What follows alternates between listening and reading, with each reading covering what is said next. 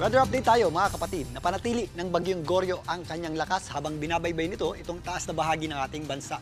Ang Bagyong Goryo ay nasa typhoon category pa din na may taglay na lakas na hangin na umaabot sa 120 km per hour malapit sa kanyang gitna. At kung minsan may mga pagbugsong umaabot sa 150 km per hour. Ito ay huling namata ng Pag-asa sa lying around 440 km east ng Itbay at Batanes o nandito sa itaas na bahagi ng ating bansa at patuloy na kumikilos pa west-northwest sa bilis na 25 km per hour. Ito pong Bagyong Goryo ay inaasahan nating tutumbukin itong eastern section ng Taiwan bukas ng umaga at maaaring makalabas din ng ating Philippine Area of Responsibility bukas ng hapon hanggang gabi. Sa ngayon, yung ating pinakamalalakas na hangin ng Bagyong Goryo na malapit sa kanyang gitna ay hindi natin inaasahang maglandfall or tumama sa lupa. Pero kung mapapansin nyo, medyo malapit po yan dito sa extreme northern Luzon. So yung kanyang panglabas na kaulapan o outer rain bands at wind bands ay inaasahan nating sumabit dito sa ilang bahagi ng extreme northern Luzon, lalo na dyan po sa areas ng Batanes. So meron tayong mga inaasahang malalakas na pagulan dyan dahil sa panglabas na kaulapan ng Bagyong Goryo at nakataas din po ang ating tropical cyclone. Wind signal number 1 dyan ng Pag-asa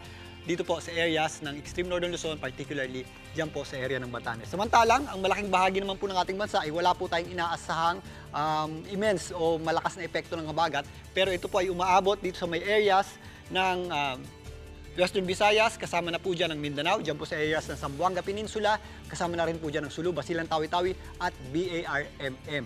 Ang natitirang bahagi naman ng ating bansa, kasama na po dyan ang malaking bahagi ng Luzon, ang natitirang bahagi ng Visayas at Mindanao. Magiging maaliwalas po ang ating panahon pero aktibo po yung ating mga thunderstorms tuwing hapon at gabi. Dito nga sa Metro Manila, kagaya kaninang umaga, maganda po ang sikat ng araw sa umaga hanggang tanghali. Pero pagsapit po ng hapon, tumataas po yung ating tsansa ng pagulan at nagiging maulap yung ating panahon. Kaya sa may mga lakad, ugaliin pa rin po ang pagdadala ng payong o anumang palanggalang sa ulan. Muli ako po ang inyong weather frontliner, Alvin Pura, na lagi may panahon para sa iyo. Mga kapatid, Cheryl Cosing po. Maging maalam at may pakialam sa mga napapanahong issue at headlines. Mag-follow at mag-subscribe na sa social media pages ng News 5.